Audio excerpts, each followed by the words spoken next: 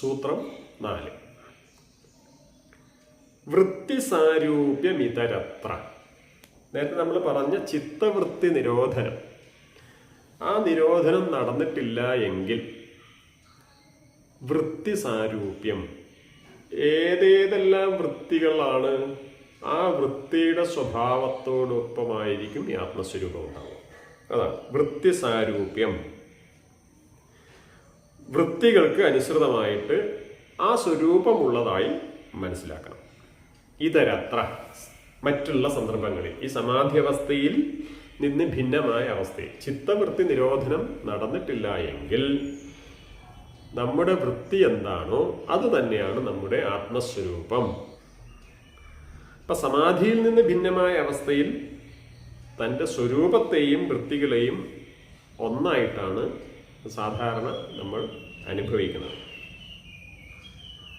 ചിത്ത വിക്ഷിപ്തം മൂഢാവസ്ഥയിൽ ആ സ്വരൂപത്തിൻ്റെ സ്വഭാവത്തിനനുസരിച്ചിട്ടാണ് നമ്മൾ നിൽക്കുക. ഒരു മരണം സംഭവിച്ചു കഴിഞ്ഞാൽ ആ മരണത്തിൻ്റെ അനുബന്ധിച്ചുണ്ടാകുന്ന ദുഃഖത്തിൽ അതിൽ തന്നെ മുഴുകി നിൽക്കും.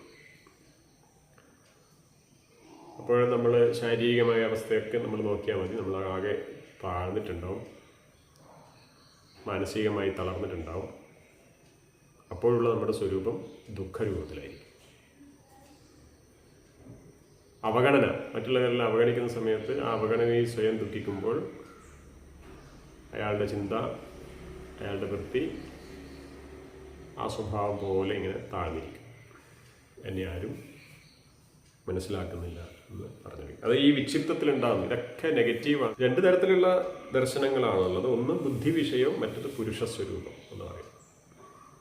നമ്മൾ ഈ ചിന്തകളെല്ലാം അടങ്ങി ആത്മസ്വരൂപത്തിലിരിക്കുമ്പോൾ നമ്മൾ ആത്മസ്വരൂപം എന്ന് പറയുന്ന തലത്തിലേക്ക്, ഈ പുരുഷസ്വരൂപം എന്ന് പറയുന്ന തലത്തിലേക്ക്, പ്രകൃതി പുരുഷൻ എന്ന് പറയുന്ന സാഖ്യശാസ്ത്രം അനുസരിച്ചിട്ടാണ് ഈ പറയുന്നത്. ആ പുരുഷസ്വരൂപത്തിൽ നമ്മൾ നിൽക്കും. അതേസമയത്ത് ദുഃഖവും കാര്യങ്ങളൊക്കെ വരുന്ന സമയത്ത്, വികാരങ്ങൾ ഇങ്ങനെയുള്ള വേലിയേറ്റങ്ങളെല്ലാം ഉണ്ടാകുമ്പോൾ അത് ഈ മാനസിക നിലയ്ക്കനുസരിച്ചിട്ട് മാറും. മാനസികമായ ആ നിലയിലേക്ക് എത്തുമ്പോഴത്തേക്ക് അതിന് നേരത്തെ പറഞ്ഞതുപോലെ സത്വരജ തമോ ഗുണങ്ങൾ ഉണ്ടാവും. സ്വാഭാവികമായിട്ട് അതിൻ്റെ വൈകാരികമായ അലകൾ നമ്മുടെ ഉള്ളിൽ ഉണ്ടാവും. ശത്രുത, അതുപോലെ കോപം, ഭയം, ഇങ്ങനെയുള്ള ഭാവങ്ങളൊക്കെ നമ്മൾക്ക് ഉണ്ടാവും. അതൊക്കെ നമ്മുടെ ഉള്ളിൽ തന്നെയാണ് ഉണ്ടാകുന്നത്. മറ്റൊരാൾ നമ്മൾ സ്വയം സങ്കല്പിച്ച് തന്നെ ഒരു ശത്രുവിനെ സൃഷ്ടിച്ചിട്ട് നമ്മുടെ ഉള്ളിൽ തന്നെ നമ്മൾ രൂപപ്പെടുത്തിയെടുക്കുക ചെയ്യുന്നത്. അതൊക്കെ നമ്മളെ തന്നെയാണ് എഫക്റ്റ് ചെയ്യുന്നത്. അതുകൊണ്ടാണ് പറയുന്നത് ഈ വിക്ഷിപ്താവസ്ഥയും ക്ഷിപ്താവസ്ഥയും മൂഢാവസ്ഥയും ഒരിക്കലും നിലനിൽക്കാൻ വേണ്ടി അനുവദിക്കരുത് എന്ന് പറയുന്നത്. നല്ല രീതിയിൽ പ്രാണായാമമൊക്കെ ചെയ്ത് വരുമ്പോഴേക്ക് അത് പൂർണ്ണമായും മാറും. ശരീരത്തിൽ പ്രാണന്റെ ഒഴുക്കിന് തടസ്സം വരുന്ന സമയത്താണ് ഇത്തരം പ്രശ്നങ്ങൾ ഉണ്ടാവുക. നമുക്ക് പിന്നെ കാൽമുട്ട് വേദന, കൈമുട്ട് വേദന എന്നൊക്കെ പറയുന്നത് പ്രാണ ഫ്ലോയിൽ ഉണ്ടാകുന്ന തടസ്സമാണ്. അതേപോലെ തന്നെ നമ്മുടെ ബുദ്ധിസ്വരൂപത്തിൽ തലച്ചോറിൽ ന്യൂറോൺസുകളുടെ പ്രവർത്തനങ്ങളൊക്കെ വളരെ ആക്റ്റീവായിട്ട് നിൽക്കുന്ന രീതിയിൽ നാഡീശോധന, പ്രാണായാമം ഒക്കെ ചെയ്ത് വരുമ്പോഴേക്ക് നമ്മുടെ ഈ പ്രാണ ഫ്ലോ ഫ്രീ ആവും, നന്നായിട്ട് ചെയ്യും. അപ്പോൾ സ്വാഭാവികമായിട്ടും ഇങ്ങനെയുള്ള നെഗറ്റീവ് ചിന്തകൾ ഉണ്ടാവില്ല. രോഗം വരുമ്പോഴാണ് നമ്മൾ നെഗറ്റീവായിട്ട് ചിന്തിക്കുന്നത്. ശരീരത്തിന് എന്തെങ്കിലും ബുദ്ധിമുട്ട് വരുമ്പോഴാണ് നമ്മൾ നെഗറ്റീവായിട്ട് ചിന്തിക്കുന്നത്. ശരീരത്തിന് നെഗറ്റീവായി ചിന്തിക്കേണ്ടി വരുന്നത് ചിലപ്പോൾ മനസ്സിൻ്റെ പ്രവർത്തനം കൊണ്ടായിരിക്കും. അപ്പം മനസ്സും ശരീരവും തമ്മിൽ ഇങ്ങനെ ബന്ധപ്പെട്ടിരിക്കുന്നു, മനസ്സും പ്രാണനും തമ്മിൽ ബന്ധപ്പെട്ടിരിക്കുന്നു. അതുകൊണ്ട് ശരീരവും പ്രാണനും തമ്മിൽ ബന്ധപ്പെട്ടിരിക്കുന്നു. ഇതിനെല്ലാം ബേസ് പ്രാണനാണ്. അതുകൊണ്ടാണ് യോഗയിൽ പ്രാണായാമത്തിന് ഇത്രയും പ്രാധാന്യം കൊടുക്കുന്നത്. ഈ വൃത്തിസാരൂപ്യം ഇതരത്ര എന്ന് പറഞ്ഞില്ലേ, ഈ വൃത്തിയിൽ നമ്മളങ്ങനെ മുഴുകിപ്പോയി കഴിഞ്ഞാൽ ഒരു യോഗിയെ സംബന്ധിച്ചിടത്തോളം, യോഗ ചെയ്യുന്ന ഒരാളെ സംബന്ധിച്ചിടത്തോളം ഈ വൃത്തിസാരൂപ്യത്തിലേക്ക് പോയി കഴിഞ്ഞാൽ നമ്മൾക്ക് അന്തരംഗ യോഗ ചെയ്യാൻ കുറച്ച് ബുദ്ധിമുട്ടുണ്ടാകും. അന്തരംഗ യോഗ എന്ന് പറഞ്ഞാൽ പ്രത്യാഹാരം, ധാരണ, ധ്യാനം, സമാധി. എന്നുവെച്ചാൽ ദുഃഖിച്ചിരിക്കുകയാണ്, അല്ലെങ്കിൽ ഉള്ളിലൊരു നിറഞ്ഞ ചിന്തയോട് കൂടിയിട്ട് ഇരിക്കുകയാണ്, ആവിലാതിയും വേവിലാതിയും കൊണ്ട് ഇരിക്കുകയാണ്. അങ്ങനെയുള്ള ഒരാളെ സംബന്ധിച്ചിടത്തോളം പ്രാണായാമം തന്നെ കൃത്യമായി ചെയ്യാൻ വേണ്ടി പറ്റില്ല. അങ്ങനെ പ്രാണായാമം കൃത്യമായി ചെയ്യാൻ പറ്റാത്തത് കൊണ്ട് വ്യാഹാരത്തിലേക്കോ ധാരണയിലേക്കോ ധ്യാനത്തിലേക്കോ, പ്രത്യാഹാരം എന്ന് പറഞ്ഞാൽ എല്ലാ ഇന്ദ്രിയങ്ങളെ ഉള്ളിലേക്ക് എടുക്കുന്നതാണ്, അതിലേക്കൊന്നും എത്താൻ വേണ്ടി പറ്റില്ല. നമ്മളിങ്ങനെ വിഷയങ്ങളിലേക്ക് തന്നെ വ്യാപരിച്ചുകൊണ്ടേയിരിക്കും. ചില ചിന്തകളൊക്കെ നമുക്ക് ഭയങ്കര രസമുള്ളതായിട്ട് തോന്നും, ഭയങ്കര സുഖമുള്ളതായിട്ട് തോന്നും. വലിയ സമ്പന്നനാവുക, വലിയ സംഭവങ്ങൾ, നമ്മൾ ആഗ്രഹത്തിനനുസരിച്ചിട്ടുള്ള സാധനങ്ങളൊക്കെ ഉണ്ടായി വരിക എന്നൊക്കെ ഇങ്ങനെ ഇരുന്ന് ചിന്തിക്കാൻ രസമാണ്. അപ്പോൾ അതിലിങ്ങനെ മുഴുകിക്കൊണ്ടിരിക്കും. പക്ഷെ അത് നേടാനുള്ള പ്രവർത്തനങ്ങളിലേക്ക് നമ്മൾ പോകുന്നില്ല. അതാണ് ഈ വിക്ഷിപ്തത്തിൻ്റെ പ്രശ്നം. അങ്ങനെ പോകാതിരിക്കുന്നതോടുകൂടി ഇയാളുടെ ശാരീരികമായിട്ടുള്ള അവസ്ഥ ചുരുങ്ങി വരും, മനസ്സ് ചുരുങ്ങി വരും. ഒന്നും ചെയ്യാൻ വേണ്ടി പറ്റില്ല, ജോലിയൊന്നും ചെയ്യാൻ വേണ്ടി. കാരണം പ്രാണ ഫ്ലോ ഇല്ല. ഉള്ള സമയം മുഴുവൻ ചിന്തയ്ക്ക് വേണ്ടി ഉപയോഗിക്കുകയാണ് ചെയ്യുന്നത്. അതുകൊണ്ട് യോഗ ചെയ്യുമ്പോൾ ഈ വൃത്തിസാരൂപ്യം സ്വാഭാവികമായിട്ടുണ്ടാവും. യോഗ തുടങ്ങി 1-2 ദിവസമൊക്കെ ചെയ്ത് കഴിയുമ്പോഴേക്കും നമുക്കൊരു മടുപ്പൊക്കെ വരും. അത് ഇതിൻ്റെ പ്രശ്നമാണ്.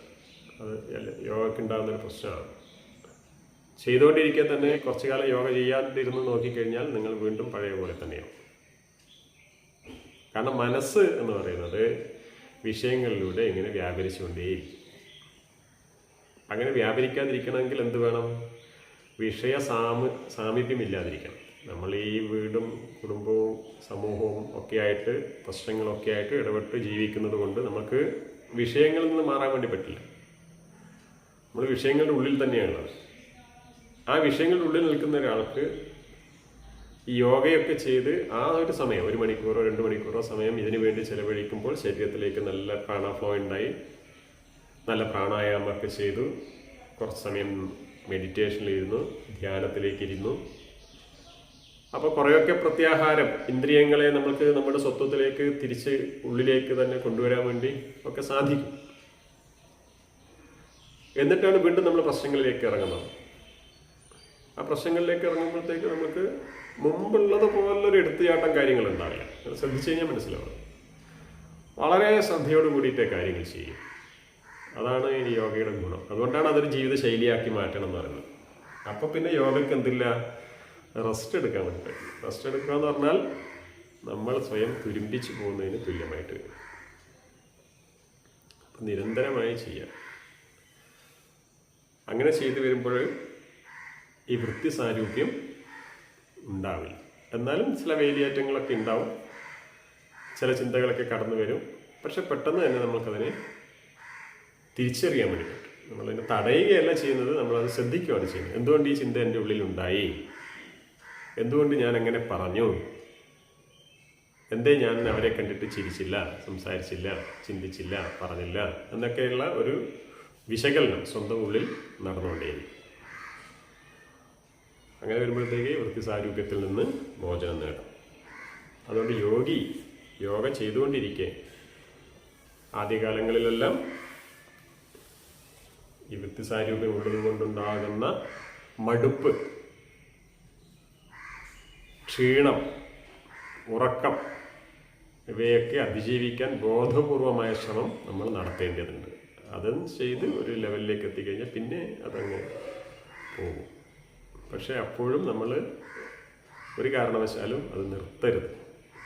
യോഗാസനങ്ങൾ അതല്ല നമ്മൾ പറയുന്നത്. യോഗ എന്ന് പറയുന്നത് യോഗാസനങ്ങൾ മാത്രമല്ല എന്ന് ഞാൻ നേരത്തെ പറഞ്ഞു. നന്നായിട്ട് പ്രാണായാമം ചെയ്യണം, എപ്പോഴും ചെയ്യണം. കൃത്യസമയത്ത് തന്നെ നമ്മൾ പ്രാണായാമം ചെയ്യും. പ്രത്യേകിച്ച് നാഡിശോധന പ്രാണായാമം അത് നന്നായിട്ട് ചെയ്യണം.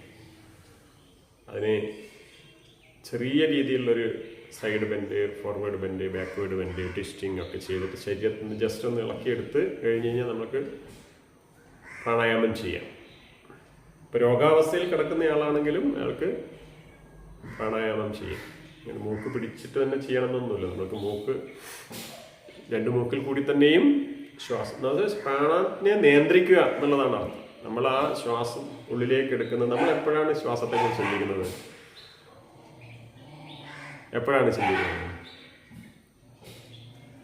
എന്തെങ്കിലും അസുഖം വരുമ്പോഴാണ്, പ്രത്യേകിച്ച് ജലദോഷം വരുമ്പോൾ. അത്ര വരെ നമ്മൾ ഈ ഉള്ളിലേക്ക് വരുന്നതും പുറത്തേക്ക് പോകുന്നതായ പ്രാണനെ കുറിച്ച് നമ്മൾ ചിന്തിക്കുന്നേ. ജലദോഷം വന്ന് മൂക്കടപ്പൊക്കെ വന്ന് ശ്വാസം ആവശ്യത്തിന് കിട്ടാതെ വരുമ്പോൾ, കിടന്നുറങ്ങാൻ പറ്റാതെ വരുമ്പോൾ, ശരീരമാകെ ക്ഷീണിക്കുമ്പോൾ ആണ് നമ്മൾ അതിൻ്റെ പ്രാധാന്യം മനസ്സിലാക്കുന്നത്. മറ്റേ മൂക്കിൽ കൂടി ഉള്ളിലേക്കും പുറത്തേക്കും പോകുന്ന എന്തിനെ കുറിച്ചെങ്കിലും നമ്മൾ എപ്പോഴെങ്കിലും ചിന്തിക്കുന്നുണ്ടോ? ഒരിക്കലുമില്ല. ഇപ്പൊ യോഗയിൽ എന്താണ് ചെയ്യുന്നത്? അത് ചിന്തിക്കുന്നു എന്നുള്ളതാണ്. പ്രാണനെ ഉള്ളിലേക്ക് എടുക്കുന്നതും പുറത്തേക്ക് വിടുന്നതും നമ്മൾ അറിയുന്നു എന്നുള്ളതാണ്. അതാണ് പ്രാണായാമം. അതിന് പല വഴികളുണ്ട്. അതെപ്പോഴും ചെയ്യണം. പല രീതിയിലുള്ള പ്രാണായാമങ്ങളുണ്ട്. അതിലേതെല്ലാമാണ് നമുക്ക് ചെയ്യാൻ പറ്റുന്നത്, നമ്മുടെ ശരീരത്തിന് ആവശ്യമായത്, അത് നമ്മൾ നിർബന്ധമായും ചെയ്യണം. ആ പ്രാണ ഫ്ലോ ഉണ്ടായി കഴിയുമ്പോഴത്തേക്ക്, പ്രാണന്റെ ഒഴുക്ക് ഉണ്ടാകുമ്പോഴേക്ക് ശരീരത്തിലും നാഡികളിലും ഒക്കെ ഉണ്ടാകുന്ന ബ്ലോക്കുകൾ, തടസ്സങ്ങൾ അത് നീങ്ങും. അപ്പോൾ ഈ വൃത്തി സാരൂപ്യം ഉണ്ടാവില്ല. വളരെ പ്രധാനപ്പെട്ട ഒന്നാണ്. ചിത്തവൃത്തി നിരോധനം നടന്നിട്ടില്ലെങ്കിലും വൃത്തി സാരൂപ്യം ഉണ്ടാവാൻ വേണ്ടി പാടില്ല. വൃത്തി സാരൂപ്യം ഉണ്ടായിക്കഴിഞ്ഞു കഴിഞ്ഞാൽ പിന്നെ നമുക്ക് ഒരു മോചനം, നേരത്തെ പറഞ്ഞ മോക്ഷം, സ്വാതന്ത്ര്യം, ചിന്താപരമായ സ്വാതന്ത്ര്യം അതുണ്ടാവില്ല. നമ്മളല്ലാത്ത എന്തിനെങ്കിലും ഒരു ചിന്തയ്ക്ക് അടിമപ്പെട്ട് പോകും. അതാണ് സൂത്രം 4.